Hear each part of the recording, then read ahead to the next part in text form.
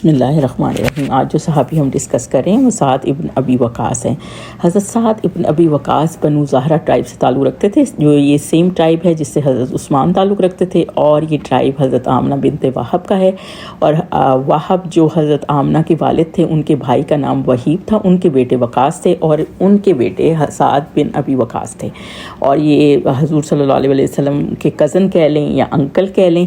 اور جب اسلام پھیلنا شروع ہوا اس وقت ان کی عمر 17 سال تھی، اور بیسیکلی ایک شارٹ ہائٹ کے ڈارک کرلی ہیئر کے آدمی تھے۔ یہ بہت زیادہ فزیکلی ایکٹیو نہیں تھے، لیکن انٹلیکچولی بہت ایکٹیو تھے، اور اس کے ساتھ ساتھ ان کی آئی سائٹ بہت تیز تھی، اتنی تیز تھی کہ یہ بیسٹ مارکس مین چنے جاتے تھے، اور بہت اچھے طریقے سے ایرو شوٹ کرتے تھے۔ اور جن لوگوں نے حضرت ابوبکر کے ہاتھ میں اسلام، جن 5 لوگوں نے کنورٹ ہوئے تھے، ان میں سے ایک یہ بھی تھے۔ اور ان کی بیٹی بتاتی ہیں کہ جب ان کے کنورٹ ہونے کا واقعہ اس طرح ہے کہ ایک رات یہ سوئے اور انہوں نے خواب میں دیکھا کہ ایک فل مون ہے، اور اس کے ساتھ حضرت عثمان، حضرت ابوبکر اور زید بن حارث ہیں۔ تو انہوں نے صبح اٹھ کے حضرت ابوبکر سے دریافت کیا، تو انہوں نے بتایا کہ ہاں ہم سارے مسلمان ہو چکے ہیں، تو جس سے انہوں نے یہ انٹرپریٹ کیا کہ وہ فل مون حضور صلی اللہ علیہ وسلم تھے۔ حضرت سعد کے والد کی اتنی ایکسپلینیشن ہسٹری میں نہیں ملتی، لیکن یہ اپنی ماں کے بہت لاڈلے تھے اور بہت کلوز تھے، اور وہ مشرکہ تھی۔ جب انہیں پتہ چلا کہ حضرت سعد مسلمان ہو گیا تو وہ بہت زیادہ ڈسٹریس میں آ گئیں، اور انہوں نے ان سے کہنا شروع کر دیا کہ وہ واپس آئیڈل ورشپ کی طرف آ جائیں، اور اتنا بلیک میل کیا کہ کہا کہ میں کچھ کھاؤں گی نہیں، پیوں گی نہیں۔ تو اور یہ بھی کہا کہ تمہارا نبی صلی اللہ علیہ وسلم آپ کو ٹیچ کرتے ہیں کہ آپ اپنی ماں اور والدین کی سے کائنڈنس سے پیش ہیں، اور ان کی بات سنیں، اور آپ ان کی بات سنیں۔ تو حضرت سعد گھر چھوڑ کے چلے گئے، لیکن کچھ عرصے بعد ان کے ریلیٹیو ان کو ڈریگ کر کے لے آئے، اور انہوں نے کہا کہ آج تیسرا دن ہے، تمہاری ماں نے کچھ نہیں کھایا، دیکھو ان کا کیا حال ہو گیا ہے۔ تو حضرت سعد ان کے پاس آ کے بیٹھے، تو انہوں نے ان کو کہا،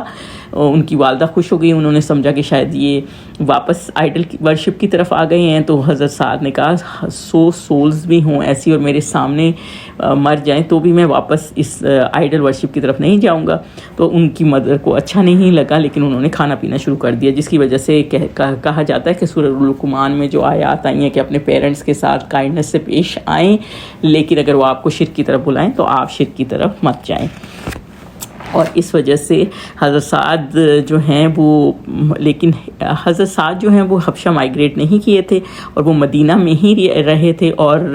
جب وہ مدینہ مائیگریٹ کیے تو یہ وہ پہلے کمانڈر تھے جن کو حضور صلی اللہ علیہ وسلم نے قریش کے کارواں کے پیچھے بھیجا تھا کہ آپ ان کو جا کے چیک کر کے آئیں۔ تو حضرت سعد اس کارواں کے پیچھے 5 دن تک ٹریول کرتے رہے تھے۔ یہ رات کو ٹریول کرتے تھے، دن کو ہائیڈ کر لیتے تھے، اور جب یہ اس اسپیسیفک جگہ پہنچے جو حضور صلی اللہ علیہ وسلم نے مینشن کی تھی، اس وقت وہ کارواں وہاں سے جا چکا تھا، جس کی وجہ سے یہ پھر واپس آ گئے تھے۔ تو یہ بہت بڑے کمانڈر بھی تھے، بدر میں ان کا بہت اہم رول تھا، اور بدر میں یہ بہت بہادری سے لڑے تھے۔ اور جب ایک قریش کے بندے کو انہوں نے مارا، اور اس کا آرمر اور تلوار ان کے پاس تھی، اور انہوں نے حضور صلی اللہ علیہ وسلم سے کہا کہ کیا میں یہ لے لوں؟ اور اس وقت کیونکہ غنیمہ کی آیت، مال غنیمہ کی آیات نہیں آئی تھیں، اور جو پرانا حضرت موسیٰ کے ٹائم شریعہ لا تھا وہ یہی تھا کہ وہ سارا مال غنیمت رکھ دیتے تھے باہر گراؤنڈ میں، اور پھر اوپر سے کوئی تھنڈر اور بجلی گرتی تھی اور وہ مال غنیمت غائب ہو جاتا تھا۔ تو حضور صلی اللہ علیہ وسلم نے ان کو الاؤ اور نہیں کیا، ان کا دل بھی کر رہا تھا، لیکن انہوں نے واپس وہاں جا کے رکھ دیا، کیونکہ وہ بالکل سمینا و اطاعنا والے صحابی تھے۔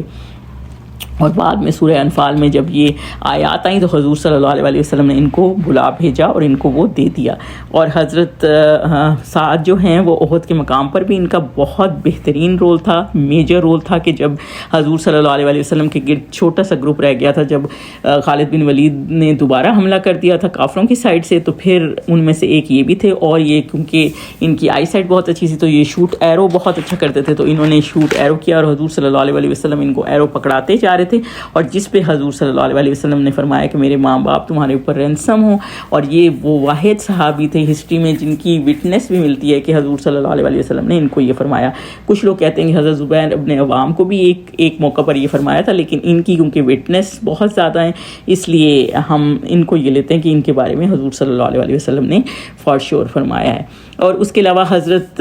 جب حضور صلی اللہ علیہ وسلم کے بعد ان کو ایک آرمی، پرشیا کی آرمی کے خلاف لڑنے کے لیے بھیج دیا گیا تھا، اور خالد بن ولید کو رومن کے اگینسٹ بھیج دیا گیا تھا۔ حضرت سعد اور خالد بن ولید ایک بہت بیسٹ ملٹری مین تھے، اور انہوں نے پورا پرشیا فتح کیا تھا، اور اس وقت عراق اور ایران ایک اس میں ہوتا تھا، اور 4 دن یہ جنگ رہی تھی، اور انہوں نے بہت بہادری سے یہ جنگ لڑی تھی۔ حالانکہ اس دوران ان کو فیور بھی ہو گیا تھا، لیکن یہ فائٹ کے دوران بھی بتاتے رہے تھے، کمانڈ اتنی اچھی کمانڈ کرتے رہے تھے۔ پہلے دن مسلمانوں کو لگا کہ وہ سفر کر رہے تھے، دوسرے دن انہیں لگا کہ وہ شاید جنگ ہار گئے ہیں، تیسرے دن انہوں نے ایسے ٹیکٹک استعمال کیے، کیونکہ ان کے ایلیفنٹس بالکل آئس کورڈ اور اس طرح کورڈ پھر رہے ہوتے تھے، تو انہوں نے وہ کنکریاں ان کو ماری ہوں تاکہ ان کی آنکھوں میں جا لگیں اور پھر بھگدڑ مچ جائے، اور یہی ہوا کہ ہاتھیوں میں بھگدڑ مچ گئی، اور انہوں نے اپنے ہی آدمیوں کو مارنا شروع کر دیا، اور چوتھے دن ان کو یہ وکٹری حاصل ہو گئی، اور ان کے بہت بڑے محلات تھے۔ اور کچھ لوگ یہ کہتے بھی ہیں کہ یہ والا قصہ بھی بہت مشہور ہے کہ جب آگے جا کے جو کیپٹل تھا پرشیا کا، اس میں اور جو حضرت سعد کی فوج تھی ان کے درمیان پانی تھا، اور پھر انہوں نے اللہ توکل کر کے پانی پہ ساری فوج اس اوپر سے واک کرتی ہوئی گزر گئی تھی۔ اور دوسرا یہ کہ اس وقت حضرت سلمان فارسی جو کہ آلریڈی پرشین تھے، وہ بھی ان کے ساتھ تھے۔ جب انہوں نے کسرا کے محل سارے فتح کیے تو انہوں نے سب سے پہلے وہاں 8 رکعت نفل پڑھے شکرانے کے طور پر، اور پھر وہاں سائڈ پہ تھوڑی سی مسجد بنا دی، کیونکہ صحابی جہاں بھی جاتے تھے پہلے مسجد بناتے تھے، بعد میں اپنے گھر بناتے تھے۔ جب حضرت عمر کو پتہ تھا کہ یہ پرشیا حضرت سعد نے ہی جیتا ہے اور اتنی محنت سے حاصل کیا ہے مسلمانوں کے لیے، تو انہوں نے ان کو پرشیا کا ہی گورنر بنا دیا تھا۔ لیکن اس وقت بہت سے بدوان اور ارد گرد کے ٹرائب جو ہیں، وہ عراق میں جو لوگ نو مسلم ہوئے تھے، تو وہ حضرت سعد کے خلاف باتیں کرنے لگے کہ ان کی رولنگ ٹھیک نہیں ہے، یا ان کے کوئی طریقوں سے وہ خوش نہیں تھے، اور انہوں نے حضرت عمر کو شکایات لگانی شروع کر دی، جس کی وجہ سے حضرت عمر نے ایک دفعہ حضرت سعد کو بلا بھیجا۔ حضرت سعد جو ہیں وہ آل دا وے مدینہ گئے، حضرت عمر کو ہر چیز کا جواب دیا، تو حضرت عمر نے ان کو کہا کہ آپ واپس چلے جائیں، آپ بالکل ٹھیک ہیں۔ لیکن حضرت سعد نے کہا کہ میں اب واپس نہیں جانا چاہتا، اور میں کوئی گورنرشپ نہیں لینا چاہتا، اور اس کے بعد وہ کبھی پالیٹکس میں نہیں آئے، اور 35 سال تک زندہ رہے اس کے بعد۔ اور جب بھی صحابیوں میں یہ فتنہ ہوا حضرت عثمان کا بھی، تو بھی وہ کسی فتنے میں شامل نہیں ہوئے، اور وہ واحد وہ صحابی تھے جو بہت لمبے عرصے تک عشرہ مبشرہ کے زندہ رہے، اور 55th ایئر آف ہجرہ میں وہ ڈائی کیے۔ جب وہ ڈائی کیے اس وقت ان کی عمر 82 سے 83 ایئرس تھی، اور وہ بریڈ تھے بکی میں، اور جب وہ فوت ہوئے اس وقت ان کی 11 وائفز تھیں، 19 بیٹے تھے، 18 بیٹیاں تھیں، تو اراؤنڈ ان کے ٹوٹل زندگی میں ان کی 40 بچے تھے۔ اور حضرت سعد کا ایک یہ بہت بڑی بات تھی کہ وہ جب بھی دعا کرتے تھے قبول ہوتی تھی۔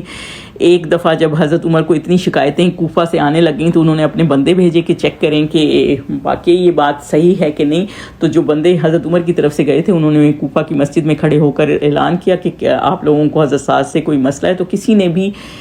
ہاتھ کھڑا نہیں کیا کہ ہمیں کوئی کمپلین ہے، لیکن ایک بندہ بعد میں کھڑا ہو گیا اور اس نے بہت سی کمپلینز بتائیں جو کہ سب جھوٹ تھا، اور حضرت سعد نے اس وقت ہاتھ اٹھا کے دعا کی، یا اللہ یہ بندہ جھوٹ بول رہا ہے اور یہ اندھا ہو جائے اور اپنی زندگی مزریبل طریقے سے گزارے۔ اور کچھ کافی عرصے بعد وہ بندہ اندھا بھی ہو گیا تھا اور گلیوں میں مارا پھر بھی رہا تھا، اور ہمیشہ کہتا تھا کہ میں حضرت سعد کی دعا کی وجہ سے میرے ساتھ یہ ہو گیا۔ حضرت سعد نے بہت زیادہ حدیثیں اس لیے نریٹ کی ہیں باقی عشرہ مبشرہ سے کیونکہ وہ زیادہ دیر زندہ رہے، تقریباً 130 کے قریب جو ہے احادیث حضرت سعد نے نریٹ کی ہیں۔ اور حضرت سعد کے ساتھ بہت فیمس حدیث جو ہے وہ آپ سب کو پتہ ہی ہے کہ جب وہ ایک دفعہ یہ وہ والے صحابی ہیں جب اس وقت ان کی صرف ایک بیٹی تھی، تو ان کے پاس بہت سے منی تھے، تو انہوں نے حضور صلی اللہ علیہ وسلم سے فرمایا کہ میری ایک بیٹی ہے تو میرے پاس بہت دولت ہے، تو میں کیا ساری چیریٹی میں دے دوں؟ تو حضور صلی اللہ علیہ وسلم نے فرمایا کہ نہیں۔ تو پھر انہوں نے کہا کہ کیا میں 2/3 دے دوں؟ تو حضور صلی اللہ علیہ وسلم نے فرمایا کہ نہیں۔ تو پھر انہوں نے کہا 1.5 دے دوں؟ تو حضور صلی اللہ علیہ وسلم نے فرمایا کہ نہیں۔ پھر انہوں نے کہا 1/3 دے دوں؟ تو حضور صلی اللہ علیہ وسلم نے کہا ہاں لیکن یہ بھی بہت ہے۔ تو اس سے یہی لوگوں نے نتیجہ عالموں نے یہی نکالا ہے کہ 1/3 آپ میکسیمم ہے جو آپ وصیت میں ادھر ادھر دے سکتے ہیں اپنی مرضی کے مطابق، باقی جو سارا ہے وہ گھر والوں کا اور انہیریٹرز کا حق ہوتا ہے۔ اور تیسری بات یہ ہے کہ یہ بہت اس چیز کو بلیسنگ سمجھتے تھے کہ وہ مدینہ میں ڈائی کریں، وہ مکہ میں ڈائی نہیں کرنا چاہتے تھے۔ اور ایک یہ حدیث بھی بہت زیادہ ان سے مشہور ہے کہ حضرت سعد خود فرماتے فرماتے ہیں کہ میں 4 دفعہ قرآن میں آیتیں میری وجہ سے ریویل ہوئی ہیں، اور یہ اصحابی اس چیز میں بہت آنر فیل کیا کرتے تھے اور کہ ان کی وجہ سے قرآن میں آیت ریویل ہوئی ہے۔ ایک تو وہ جو ہم نے ابھی ڈسکس کی کہ بدر کے مقام پہ جب وہ مال غنیمت کا تھا، اور سورہ انفال میں جو آیت مال غنیمت کی آئی تھی، تو وہ جب وہ تلوار لے کے آئے تھے اور پھر اس وقت حضور صلی اللہ علیہ وسلم کے پاس آیات نہیں آئی تھی، تو انہوں نے کہا تھا آپ واپس رکھ دیں، تو انہوں نے واپس رکھ دی تھی، تو پھر یہ آیات ریویل ہوئی۔ دوسرا، جب ان کی والدہ ان سے بہت ناراض تھیں اور کہتی تھیں کہ آپ کائنڈنس سے پیش آئیں اور ماں کا کہنا مانیں، اور تب ان کو یہ آیات سورہ لقمان کی ریویل ہوئی کہ ماں باپ کے ساتھ کائنڈنس سے پیش آئیں، لیکن اگر وہ شرک کریں تو پھر آپ وہ بات نہ سنیں۔ تیسرا، جب وہ وصیت کے ٹائم جب انہوں نے کہا کہ یا رسول اللہ میری ایک ہی بیٹی ہے تو میں ساری جائیداد جو ہے وہ بانٹ دوں، تو حضور صلی اللہ علیہ وسلم کو ان کو منع فرمایا اور 1/3 ان کو الاؤ کی۔ تو اس کی ایز سچ کلیئر آیت تو نہیں ہے، لیکن اس کے بعد اللہ تعالیٰ نے سورہ نساء میں جو فریکشن ہے ہر بیٹے کی، بیٹی کی، اور 2 بیٹیوں کی، اور اس طرح جو بھی فریکشن ہے جائیداد کی، وہ ساری فریکشن اللہ تعالیٰ نے پراپرلی بتا دی، اور وہ آپ اس کے ساتھ یہ اس حدیث کو بھی ریفرنس فقہ میں بتاتے ہیں، اور جس سے بہت اچھی طرح سے آپ وصیت کر سکتے ہیں اپنی جائیداد کی۔ اور چوتھا، وہ جب ایک دفعہ ایک انصار اور جو مہاجر تھے وہ رات کا کھانا کھا کے، اس وقت الکوہل حرام نہیں تھا، کھا کے انہوں نے ڈرنک بھی کیا، اور پھر سارے آپس میں کسی بات پہ بحث ہو گئی کہ ہم بہتر ہیں یا آپ بہتر ہیں، اور لڑائی ہو گئی، جس کی بات جو ہے یہ خمر جو الکوہل کی جو پروہیبیشن کی آیات ہیں تب نازل ہوئی۔ تو یہ تھے حضرت سعد بن ابی وقاص۔